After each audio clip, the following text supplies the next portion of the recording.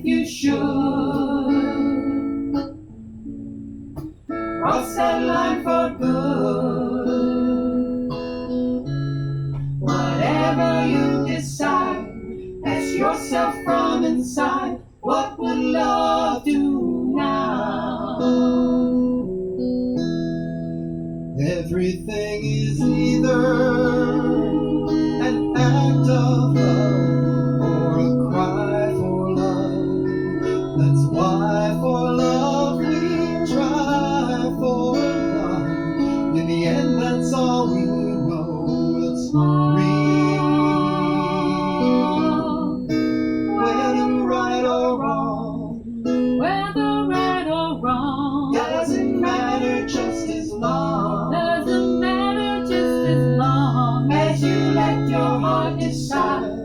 Ask yourself from inside, what would love do now? 'Cause everything is either an act of love or a cry for love. That's why for love we try for love. In the end, that's all we know. It's real. Whether right or wrong, whether right or wrong, doesn't matter just as long. Doesn't matter just as long as you let your heart decide. Ask yourself from inside, what would love do now? What would love do now? What would love do now? What would love do now? What would love do now?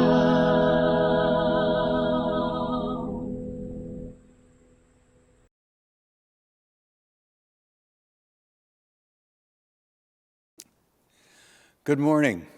Welcome to our worship service for Sunday, July 18th, here at Tennessee Valley Unitarian Universalist Church. My name is Chaz Barber. I'll be your worship assistant this morning. Our sermon will be offered by Reverend Renee Kesler in the absence of our minister, Chris Bice. We'll also have a reading by Soraya Cooper. Come, let us worship together.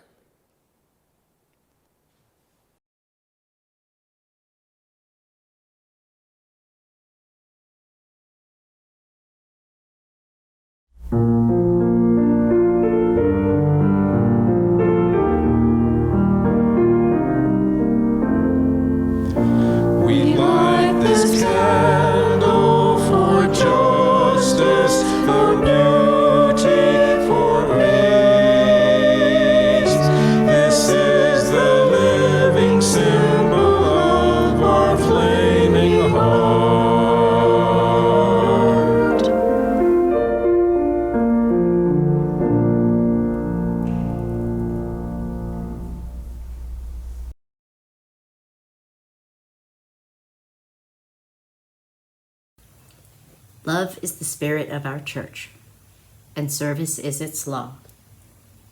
To dwell together in peace, to seek the truth in love, and to help one another. This is our great covenant.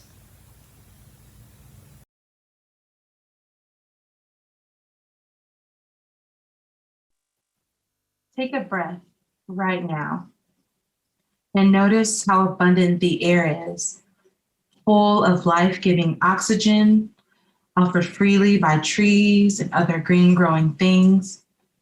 You can't see air, but it's always available for you. Love is a lot like air. It may be hard to see, but it's in you and all around you.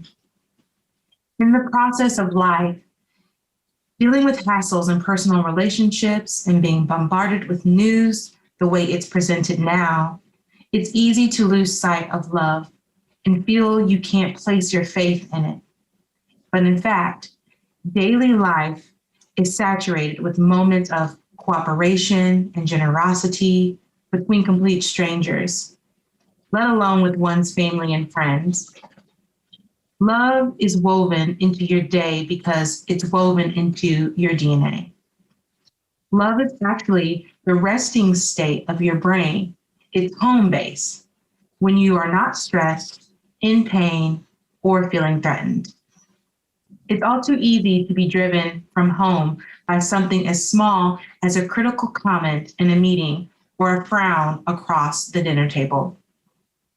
Then we go off to a kind of inner homelessness, exiled for a time from our natural abode, caught up in the fear or anger that makes love seem like a mostly forgotten dream. After a while, this can become the new normal. So we call homelessness home, like becoming habituated to breathing shallowly and forgetting the richness of air that would be available if we would only breathe deeply. So we need to come home to love, to recognize and to have confidence in the love in our own hearts, which will energize and protect us, even when we must also be assertive with others, to see and have faith in the love with others, even when it is veiled or it comes out in problematic ways. To trust in love that's as present as air, to trust in loving that's as natural as breathing.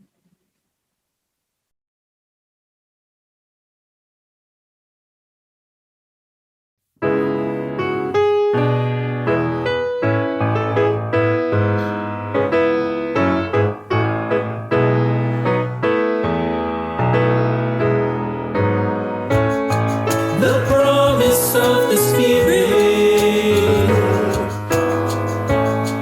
faith, hope, and love abide, and so every soul is blessed and made whole. The truth in our hearts is so good.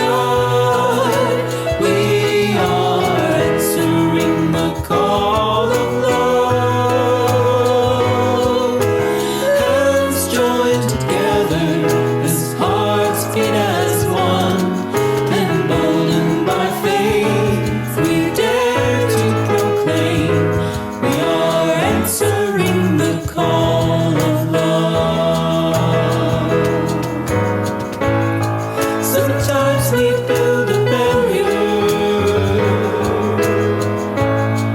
to keep love tightly bound, corrupted by fear, unwilling to hear, denying the beauty we found. We are answering the call of love. Hands joined together as hearts beat as one, emboldened by faith, we dare to proclaim we are answering the call of love. A bright new day is dawning, when love will not divide. Reflections of grace in every embrace, fulfilling the vision divine. We are answering the call of love.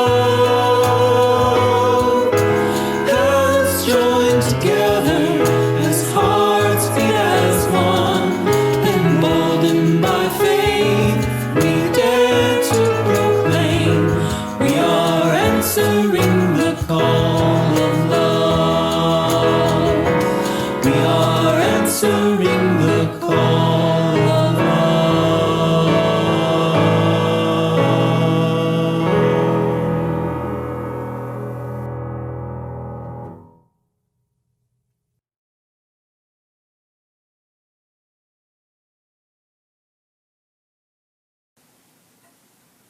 The story I have to share today is adapted from one by Faye Morkensen, who retold a traditional story from Myanmar, which is also known as Burma.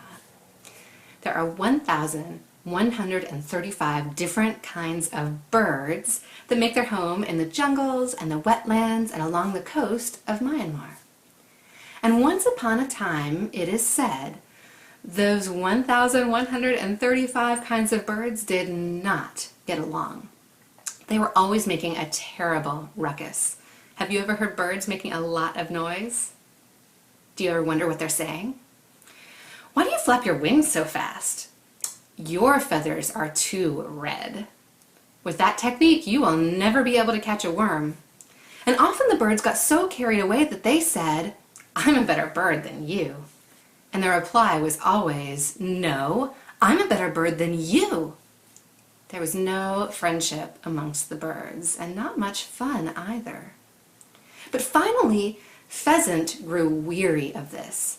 He didn't want to argue anymore, so when Crow came along, ready to pick a fight, Pheasant said, Crow, you are a fantastic bird. In fact, I think you might just be a better bird than me. And what do you think Crow's reaction was? Crow was surprised, and those words warmed his heart. And you know what he did? He replied politely, no, Pheasant, you are a better bird than me.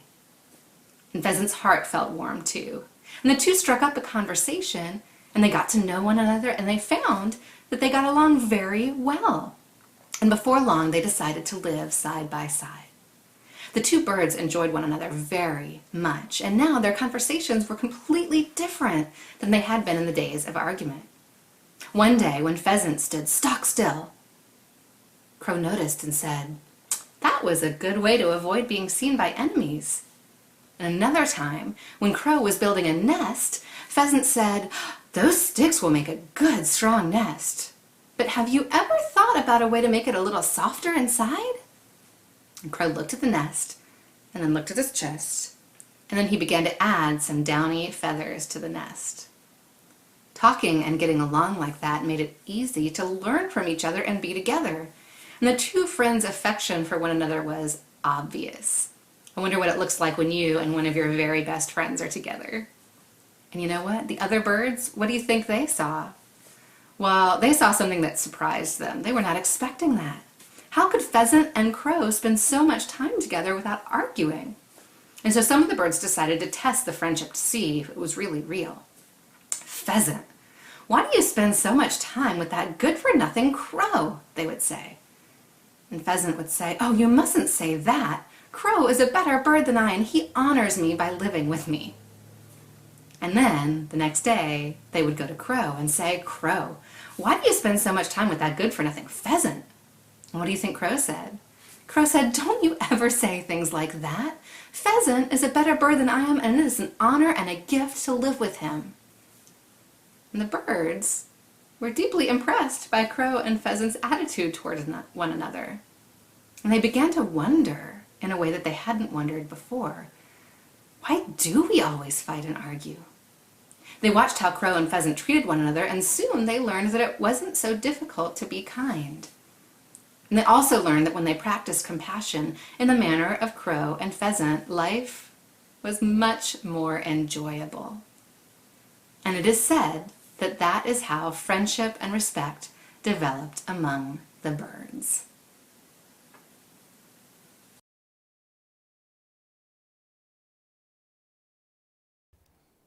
This is a teaching from a Buddhist teacher in Germany whose name is Aya Kema. Metta, the first of the supreme emotions, is usually translated as loving kindness. But loving kindness doesn't have the same impact in English that the word love has, which carries a lot of meaning for us. We have many ideas about love. The most profound thought we have about love, which is propagated in movies, novels, on billboards, is the idea that love exists between two people who are utterly compatible, usually young and pretty, and who for some odd reason have a chemical attraction toward each other, none of which can last. Most people find out during the course of their lifetime that this is a myth, that it doesn't work that way. But it's usually what is called love in our society. In reality, love is a quality of the heart. If we were aware that we all contain love within us and that we can foster and develop it, we would certainly give that far more attention than we do. In all developed societies, there are institutions to foster the expansion of the mind from the age of 3 until death. But we don't have similar institutions to develop the heart, so we have to do it ourselves. Most people are either waiting for or relating to the one person who makes it possible for them to feel love at last. But the kind of love we tend to practice is beset with fear, and fear is a part of hate. What we hate is the idea that our special person may die, walk away, have other feelings and thoughts. In other words, the fear that love may end, because we believe that love is situated strictly in that person or persons that we have bound ourselves to. Since there are 6 billion people on this planet, this is rather absurd. Love has nothing to do with finding somebody who's worth loving or checking out people to see whether they are truly lovable. Everyone needs love. On the spiritual path, there's nothing to get and everything to get rid of. Obviously, the first thing to let go of is trying to get love and instead to give it. That's the secret of the spiritual path. One has to give oneself wholeheartedly. Whatever we do half-heartedly brings half-hearted results. How can we give ourselves? By not holding back, by not wanting for ourselves. If we want to be loved, we are looking for a support system. If we want to love, we are looking for spiritual growth.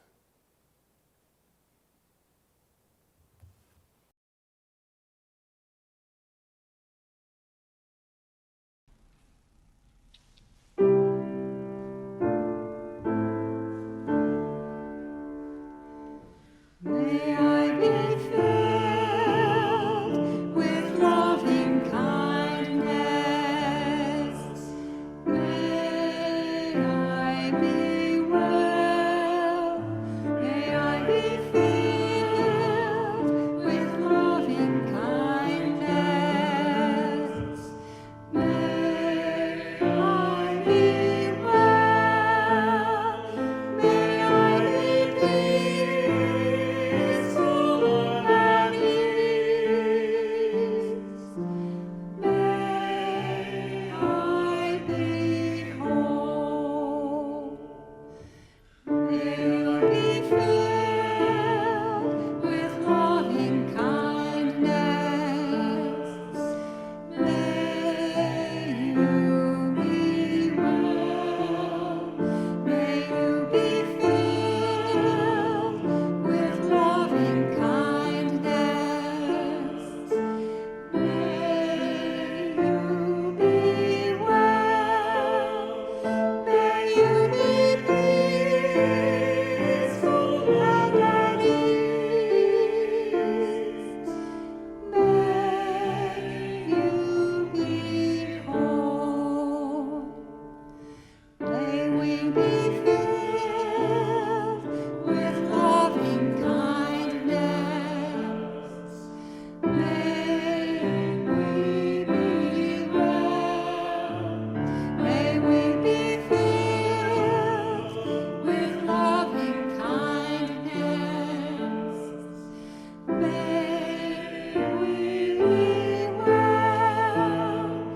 May we be peaceful and at ease. May we be whole.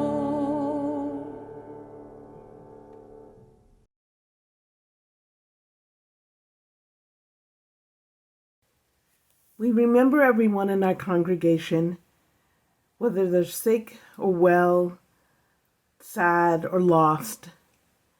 Wherever you are, we journey with you, in words, in feelings, in heart, and with arms open wide to welcome and to hug and to comfort. Know that a church community is not just one to sit in pews. It is one that is there for you whenever you need it. So join me in prayer as we say, with one deft brush stroke, something lovely emerges, a world of boundless beauty, one of symmetry and intricacy, simplicity, vitality, and unity. The vast presence and painting of creation with its colorful panoramic vista speaks words to our hearts of the dynamic creative passion flowing from our imagination. We marvel at the work done by the Holy One. We marvel at the creative work done by us. And we marvel that we get to share it with each other. Remember your neighbor. Love your neighbor. Care for your neighbor.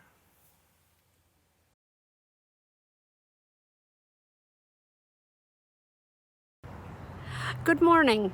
My name is Claudia Presley, and I'm the Director of Administration here at Tennessee Valley Unitarian Universalist Church. Today is a Generosity Sunday.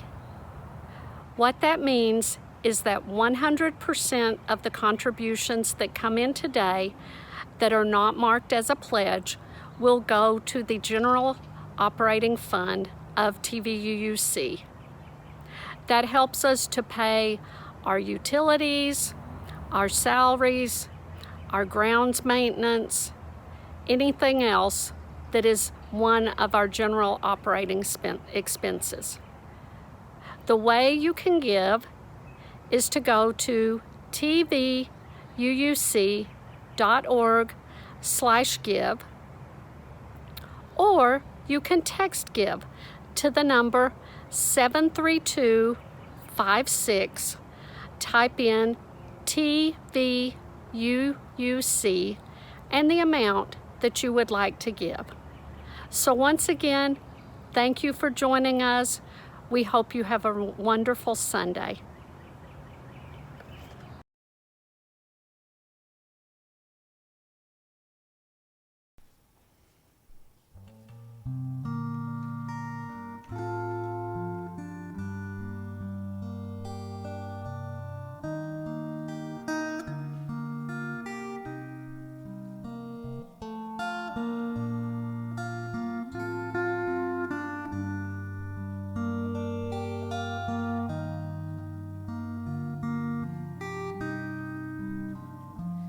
In this moment, in this place, I remember who I am.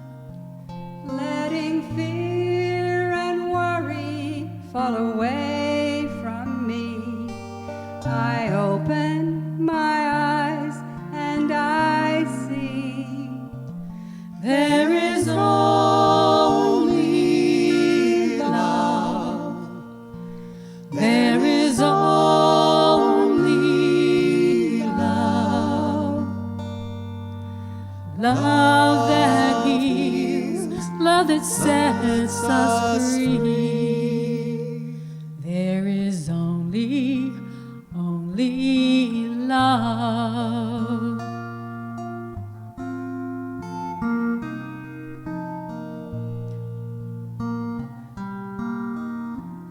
When I lose myself, when it seems I've lost my way, then I go inside and quiet my mind. I can hear Spirit gently say, there is only love. There is only love. Love that heals, love that sets us free.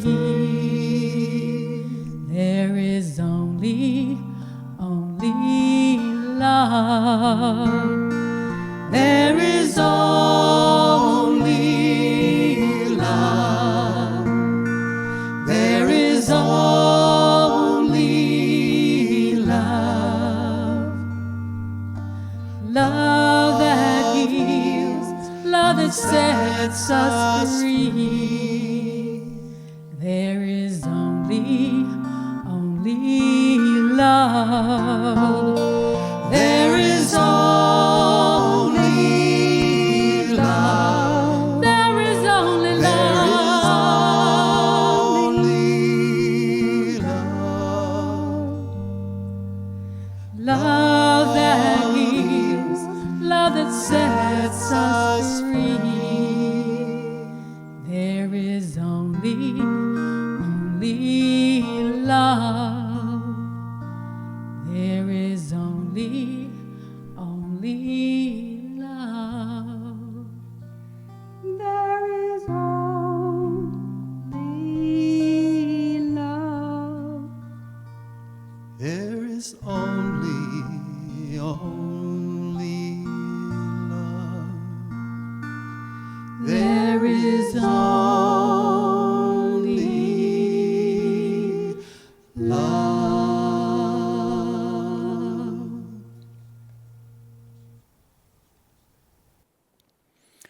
I'm sure many of you are familiar with Reverend Renee Kesler.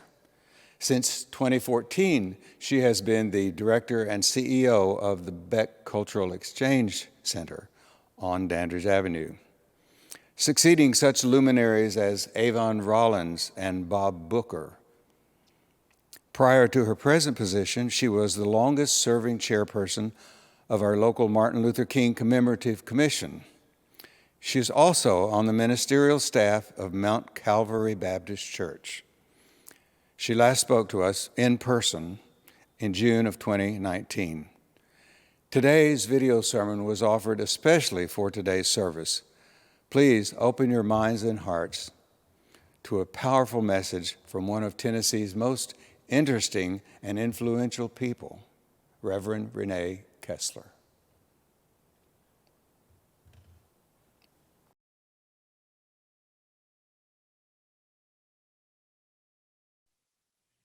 The Declaration of Independence was adopted on July 4th, 1776. And from that time to the present day, the 4th of July has been celebrated as the birth of American independence. Yet, it would be nearly 100 years before Black Americans would be freed from slavery. Nearly 100 years before Black men, women, and children would be independent. So many things about the world that we live in are unjust and evil. Oftentimes, it can make us become bitter and angry. Notwithstanding, as we journey toward spiritual wholeness, we work together to build a diverse, multicultural, beloved community by our actions that accountably dismantle racism and other oppressions in ourselves and in our institutions. In the Gospel of Matthew, chapter 22, verses 36 through 40, the question was asked of Jesus, "Teacher, which is the greatest commandment in the law?" Jesus replied, "Love the Lord your God with all your heart and with all your soul and with all your mind. This is the first and greatest commandment. And the second is like it. Love your neighbor as yourself. All the law and the prophets hang on these two commandments." Today, for just a brief moment, I want to talk about love. How we must learn to love one another. There can be no beloved community without love. We love not because we live in a lovable world, because indeed the world is filled with chaos and confusion, and it does not feel lovable. We love because he first loved us. There is no greater love than the love of God the Father to give his only begotten, beloved Son, Jesus Christ, as a sacrifice to atone for sin and evil in a loveless world. So how do we love? Well, love bears all things, believes all things, hopes all things, endures all things. The only way that a people can be oppressed and relegated to less than human, and yet still stand strong, is to have a love that bears, believes, hopes, and endures. Yes. Love is patient. Love is kind. Love does not envy or boast. Love is not arrogant, nor is it rude. It does not insist on its own way. It's not irritable or resentful. It does not rejoice in wrongdoing, but it rejoices in the truth. Let all that you do be done in love. My mother taught me how to love all people when I was a young girl. And I was reminded of that. It was interesting that God would bring that back to my remembrance in a moment like this when the world just seems so angry, so judgmental, and so condemning. My mother was a single mother. She raised 2 children, a boy and a girl, Joey and Renee. We lived in what we would call public housing in Knoxville. I'm a native, born and raised.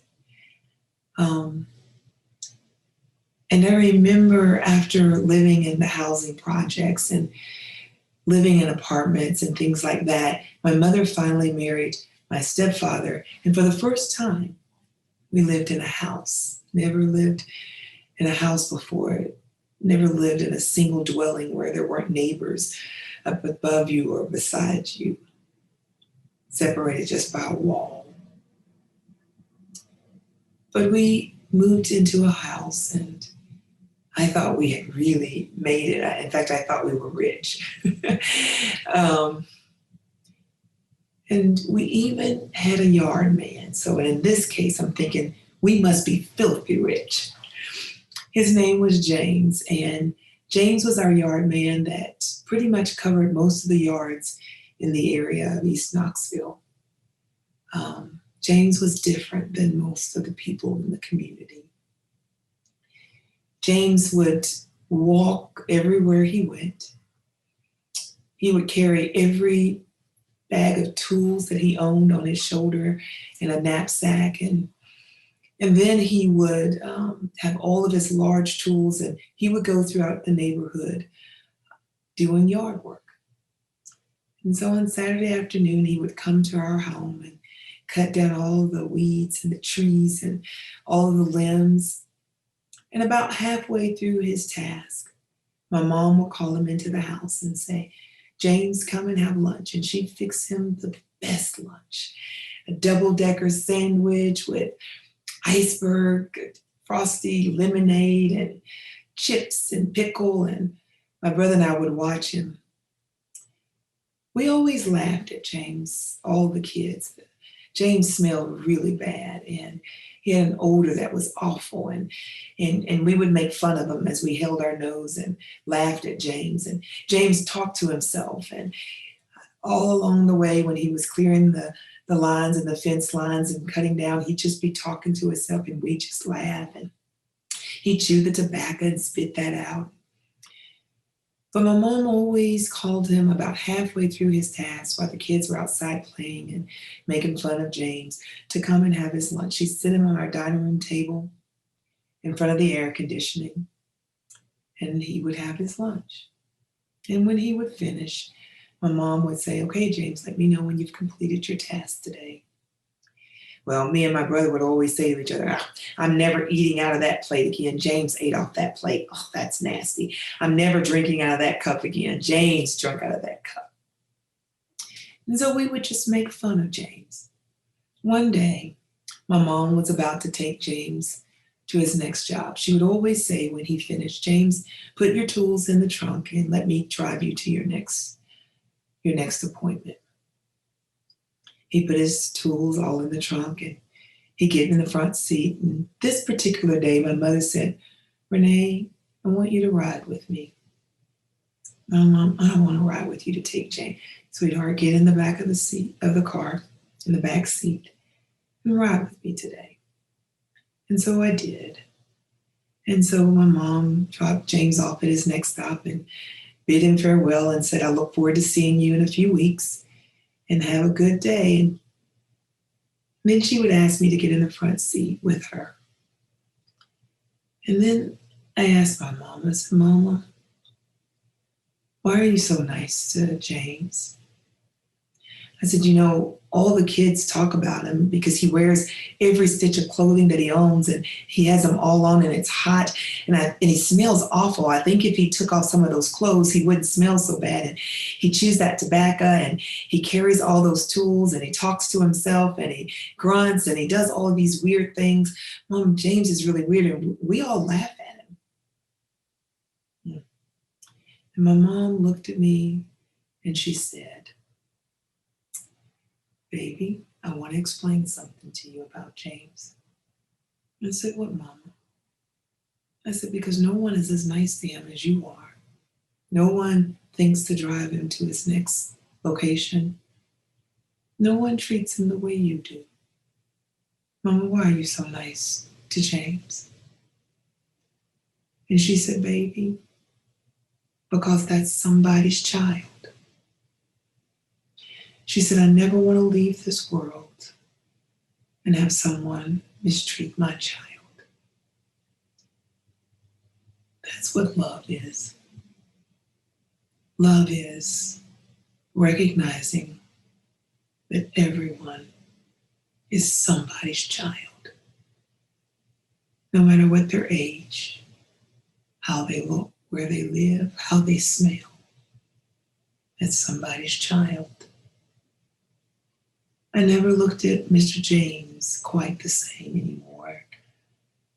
I looked forward to him coming. I never laughed at Mr. James again. I've never looked at the world quite the same. Because every time I want to feel some kind of way about the way people have treated me and indeed my ancestors and those before me, and I want to hate, I want to be angry, I'm reminded to just love, because everybody is somebody's child. I want to tell you one final story as I close out this message of love today. One day, I was walking with Jesus and we came to a pool of water at the foot of a mountain. We sat by its edge. And then Jesus said to me, "Smile." So I did. "No," he said.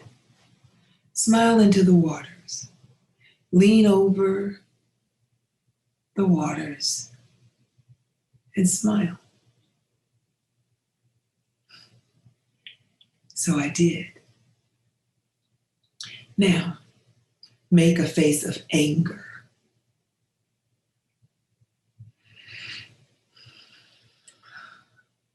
So I did. Now, open your hand and stretch it over the waters as if giving a gift. So I did. Now do the opposite. What's the opposite? I don't understand. He said, stretch your hand to the waters, close it, and draw it as if taking something away. I don't understand, Jesus. I'm not seeing the point. Jesus says there is a point. There's a point to be seen, and it's critical that you learn this point. When you smiled at the waters, Renee, there was a woman smiling back at you. Yes, I said, my reflection.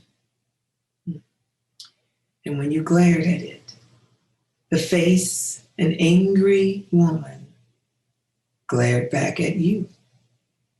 And when you stretched your hand out to the waters to give to it, the hand and the waters stretched back to give to you. And when you reached toward the waters to take from it, the hand reached back as if to take from you. If you bless others, you will be blessed. If you withhold blessing, your blessings will be withheld. If you live by taking, it will in the end be taken from you. If you live by giving, it will in the end be given unto you. Condemn others, and you will be condemned.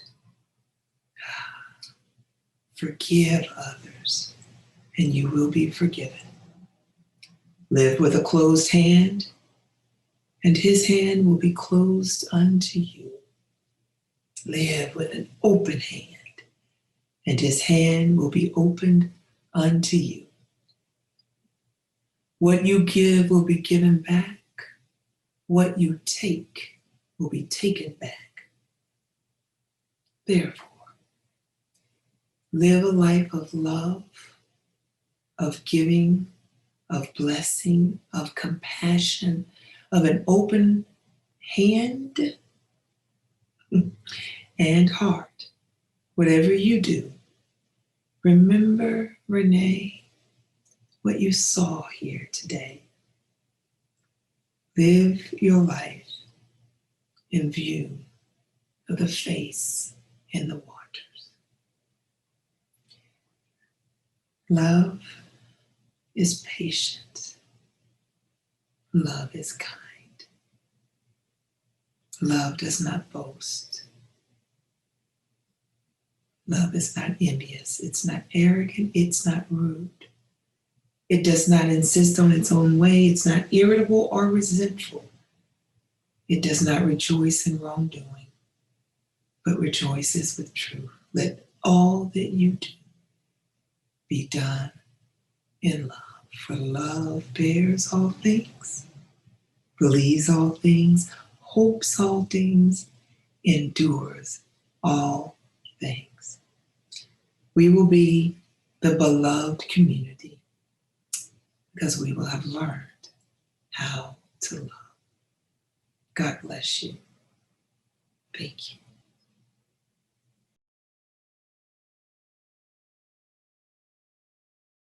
This little light of mine, I'm gonna let it shine. This little light of mine, I'm gonna let it shine. This little light of mine, I'm gonna let it shine. Let it shine, let it shine, let it shine.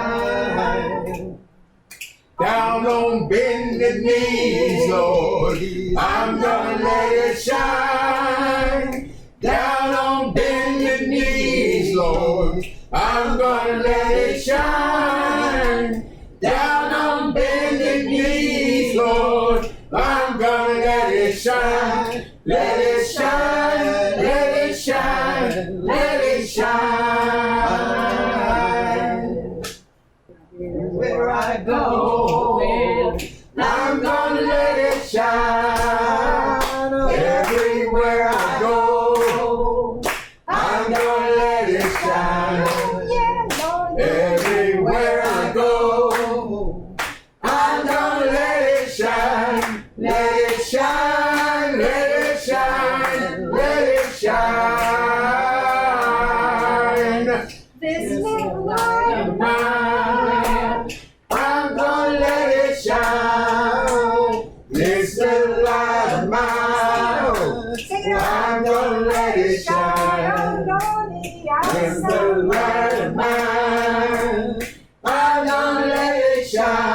Let it shine, let it shine, let it shine.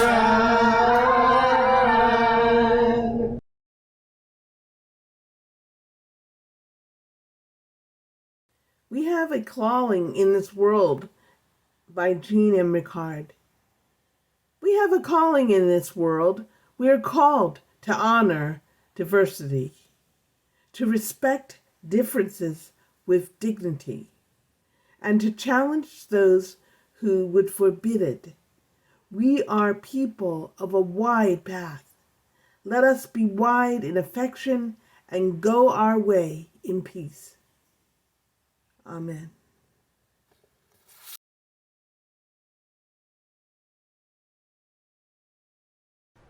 Let people living in all lands declare that fear and hate are gone. Rise above differences and stand in love and understanding one.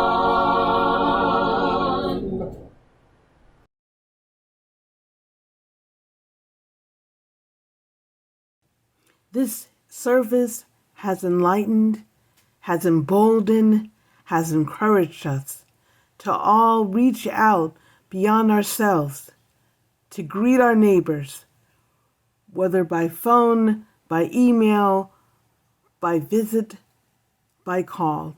It is important that we reach out and love. Greet your neighbor.